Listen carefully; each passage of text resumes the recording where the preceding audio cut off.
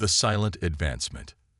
The Galactic Council's annual technology assessment meeting was proceeding as it had for the past 3,000 years.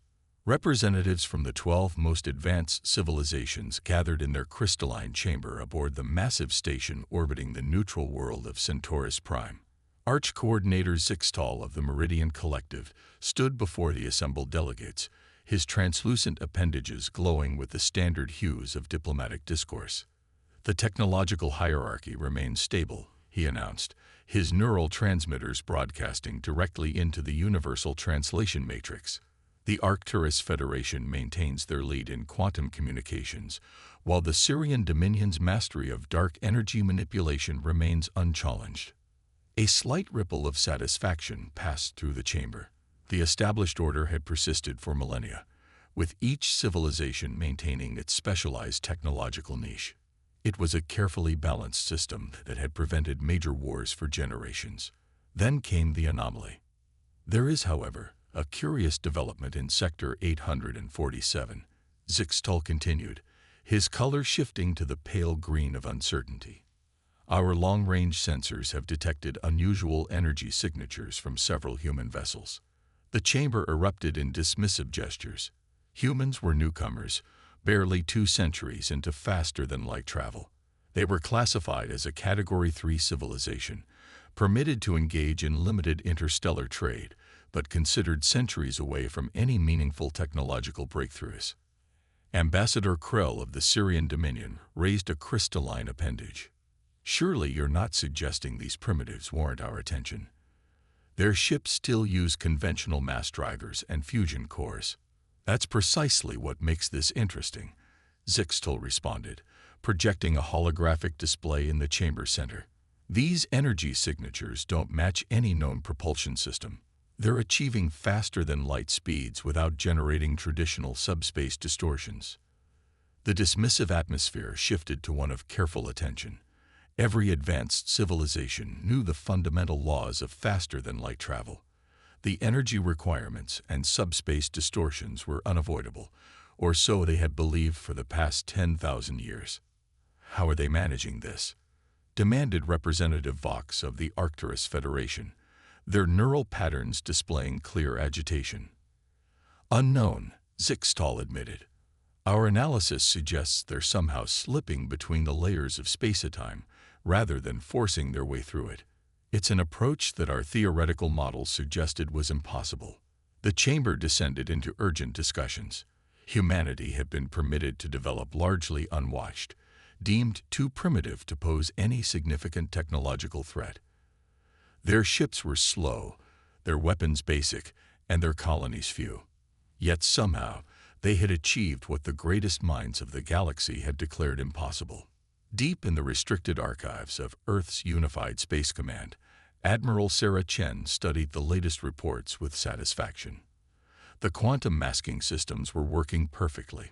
The alien civilizations had finally noticed their advances, but only the ones they were permitted to see. Status report on Project Prometheus, she asked, addressing the holographic presence of Dr. James Okonjo, humanity's leading physicist on alternative space travel. The phantom drive tests exceed all expectations, Admiral, he replied, his eyes bright with excitement. We're achieving transition times 300% faster than our initial projections. The aliens are detecting our test vessels precisely because we want them to see those specific signatures. Chen nodded, reviewing the classified footage from their latest breakthrough. The real advances, the gravity manipulation fields, the quantum state processors, the consciousness-guided navigation systems remained completely hidden. Humanity had learned early in its spacefaring history that appearing weak while growing strong was the surest path to survival. And the defense systems? She inquired. Our phase shields make their weapons practically useless, Okonjo confirmed. They still think energy can only be manipulated in certain ways. They never considered that consciousness itself could be used to alter the fundamental properties of matter. Chen allowed herself a small smile. For 2 centuries, humanity had maintained the facade of being simple, straightforward newcomers to galactic civilization. They traded, they explored, they settled new worlds, all while their true technological revolution progressed in absolute secrecy. "How long before they realize the full extent of our capabilities?" she asked. Okonjo's expression turned thoughtful. "They're still confined by their traditional thinking. Each species specializes in one area of technology, trading with others to compensate for their weaknesses. The idea that we might have advanced in multiple fields simultaneously, it simply doesn't fit their worldview." "And that's exactly why it worked," Chen replied. "They were so convinced of their own superiority that they never considered we might approach science and technology in a fundamentally different way." As the Galactic Council continued their debates about the curious human energy signatures, humanity's real fleet remained invisible to their sensors. Thousands of ships incorporating technologies that the aliens considered impossible were already in position around every human world. They weren't building an empire or seeking conquest. They simply wanted to ensure that humanity would never face extinction at the hands of a technologically superior force. The lessons of history had been learned well.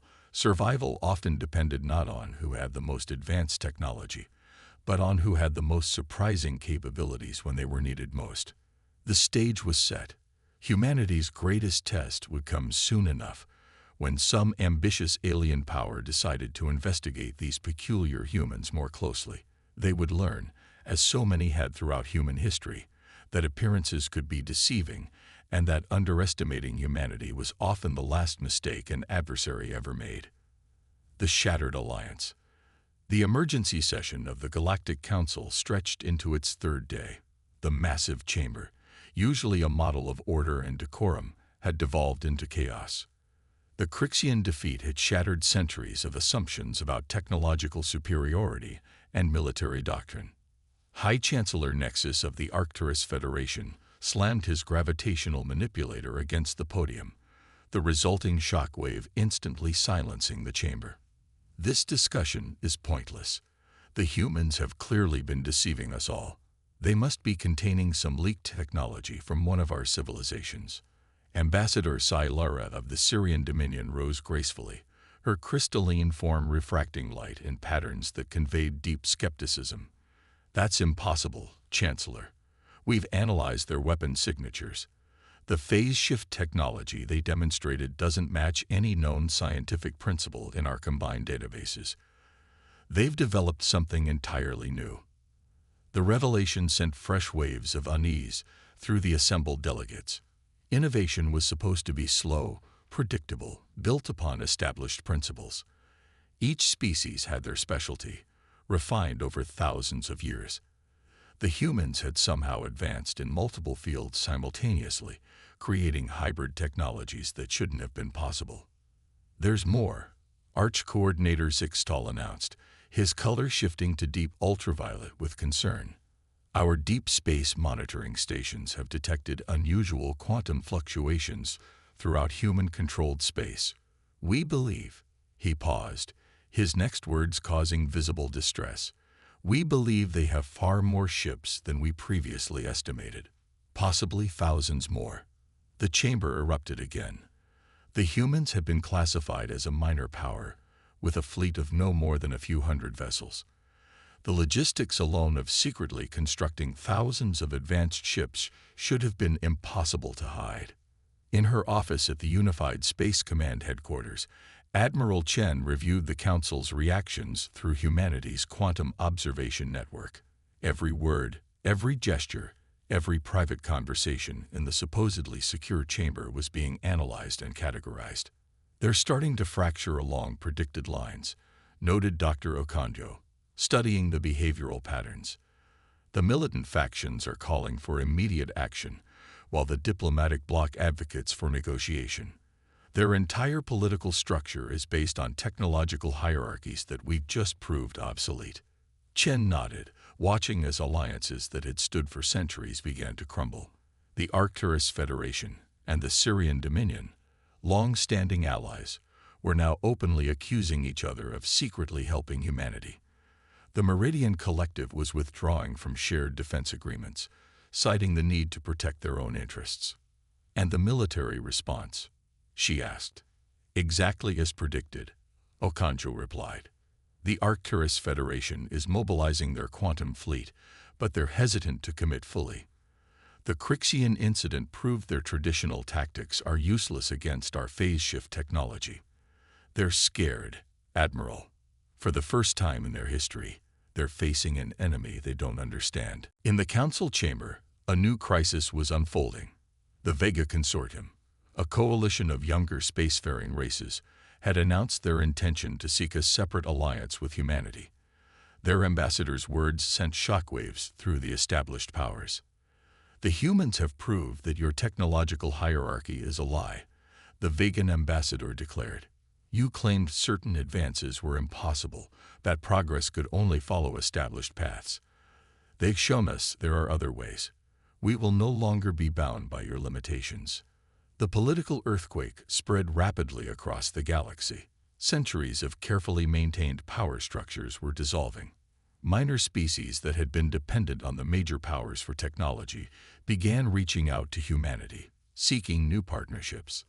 Admiral Chen watched it all unfold with mixed emotions. This phase of the plan was necessary but troubling. Humanity had no desire to rule the galaxy or dominate other species. They simply wanted to ensure their survival and independence. But their very existence, their different approach to technology and progress, was revolutionizing galactic society. Begin diplomatic initiatives with the Vega Consortium, she ordered. But make our position clear. We're offering partnership, not dominance. Our goal is cooperation, not control. As the Council continued their increasingly fractious debate, humanity's true fleet remained hidden, quantum-masked ships patrolling silently through the chaos. They had revealed enough of their capabilities to change the balance of power, but their greatest technologies remained secret. The phase-shift weapons that had so shocked the galaxy were merely the surface of human innovation. In the darkness between stars, more human ships emerged from quantum shadows, taking up defensive positions around key systems. They weren't preparing for war. They were ensuring that war would never be necessary.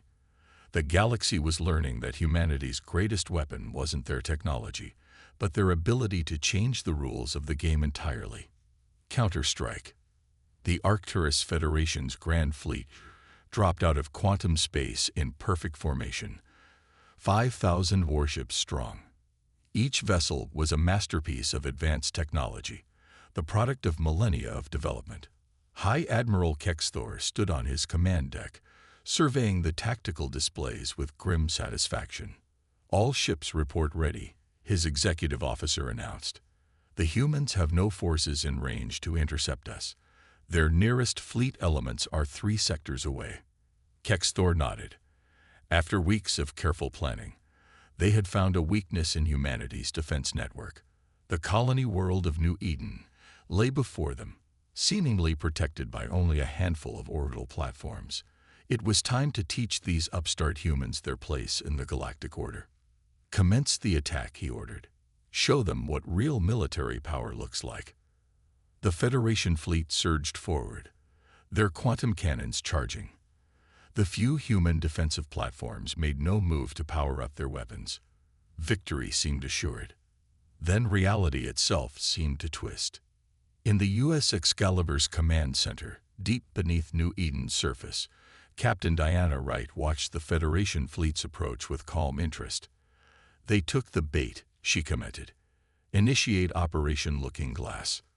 The space around New Eden rippled like water. What the Federation sensors had detected as simple orbital platforms were actually quantum anchor points, creating a vast web of intersecting fields. As the alien fleet crossed the threshold, they triggered humanity's latest innovation. By the eternal void, Kexthor's science officer whispered. The space around us, it's folding.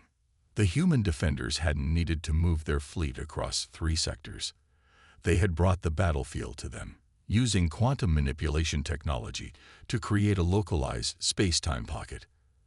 The Federation fleet found itself surrounded by hundreds of human vessels that had been there all along, hidden in dimensional folds that their sensors couldn't detect.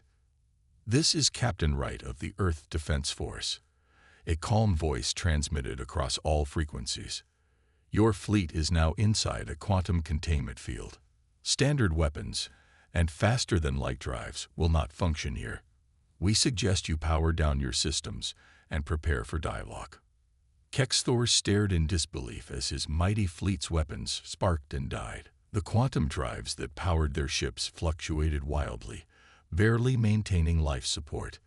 Meanwhile, the human vessels moved freely through the altered space, their technology perfectly adapted to the artificial environment they had created. Impossible, he raged. No civilization can manipulate space-time on this scale.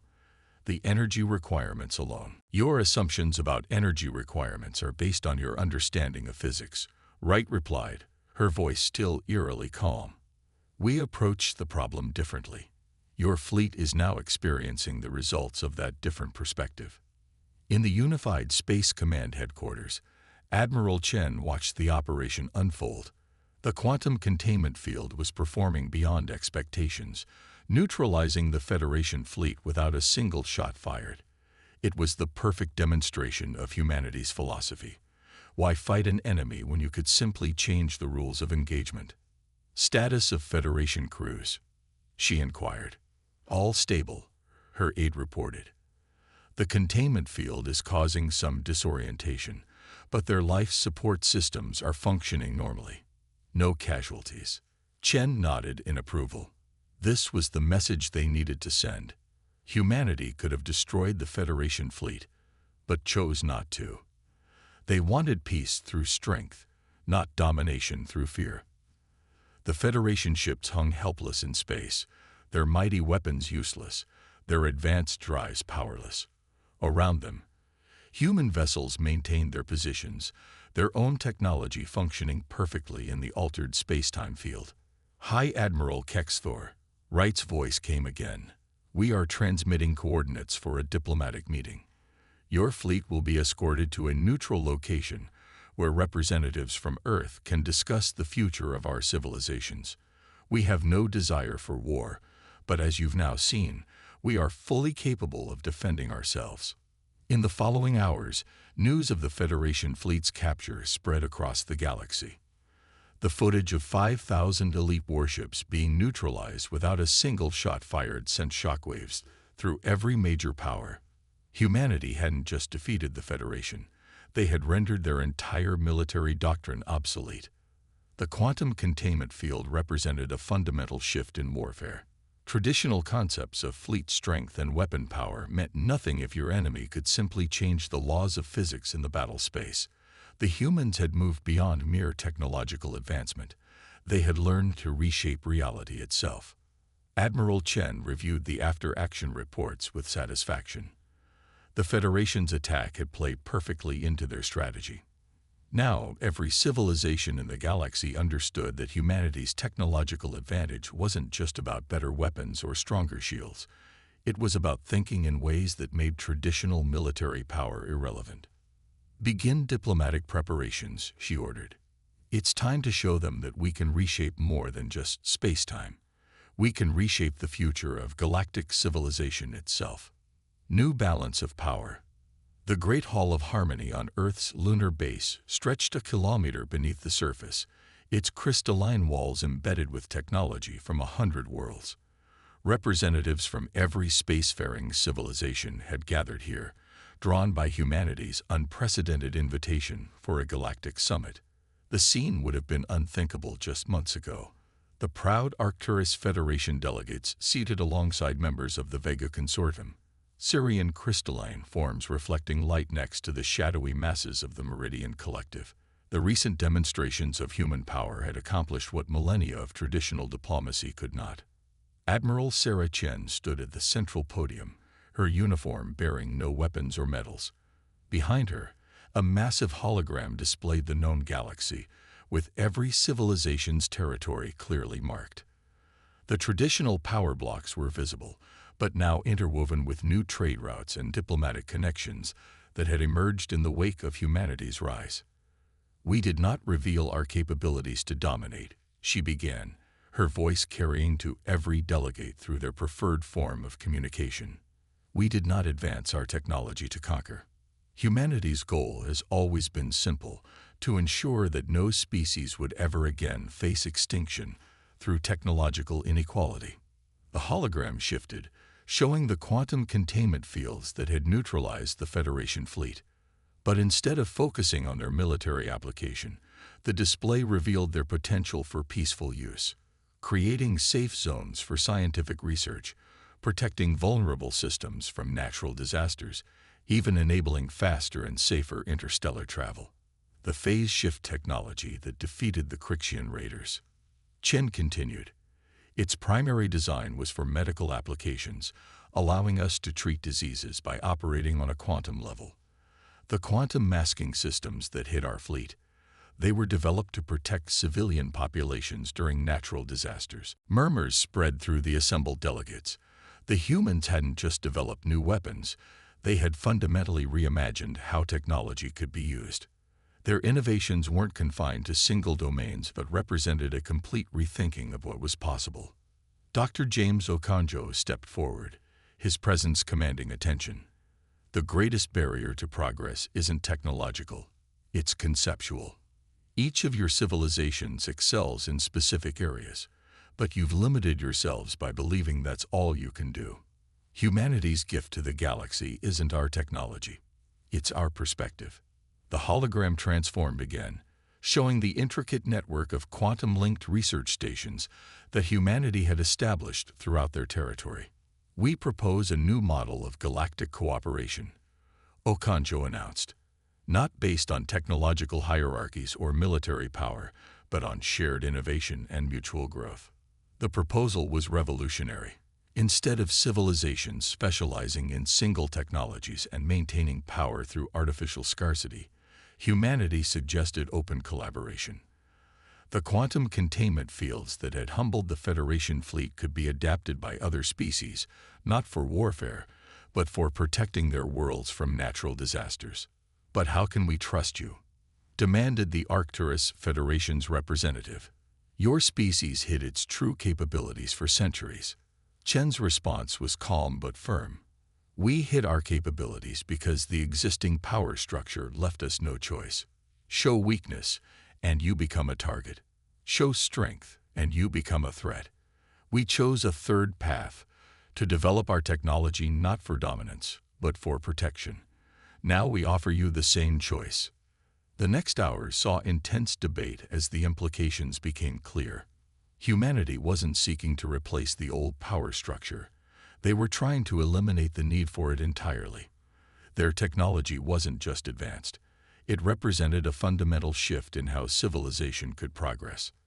In the depths of lunar rock, humanity's quantum processors monitored the delegates' reactions. The analysis confirmed what they had hoped. The galaxy was ready for change. The old alliances had been built on fear and necessity. The new ones would be forged through cooperation and shared progress. The choice is yours, Chen concluded. Continue the cycle of technological competition and military posturing, or join us in building something new. Humanity's strength isn't in our weapons or our shields. It's in our ability to imagine a different future and work together to achieve it. As the summit continued, ships across the galaxy began powering down their weapons. The quantum containment fields that had once neutralized the Federation fleet were being repurposed as protective barriers around vulnerable worlds. Phase shift technology was being adapted for medical breakthroughs that benefited all species. In her private office later, Admiral Chen watched the quantum feeds showing the changes spreading across known space. "Do you think it will last?" she asked Okonjo. The physicist smiled. "We've given them something more powerful than any weapon. Hope. For the first time, they can see a future that isn't bound by old limitations and fears." Beyond the lunar base, Earth glowed blue and green against the stars. Humanity had emerged from hiding not as conquerors or victims, but as catalysts for change. The galaxy was learning what humans had known all along. The greatest power isn't in destroying your enemies, but in transforming them into friends. The age of technological hierarchy was over. The era of shared innovation had begun, And somewhere in the vast expanse of space, countless young civilizations looked up at the stars with new hope, knowing that their future would be limited only by their imagination, not their origin.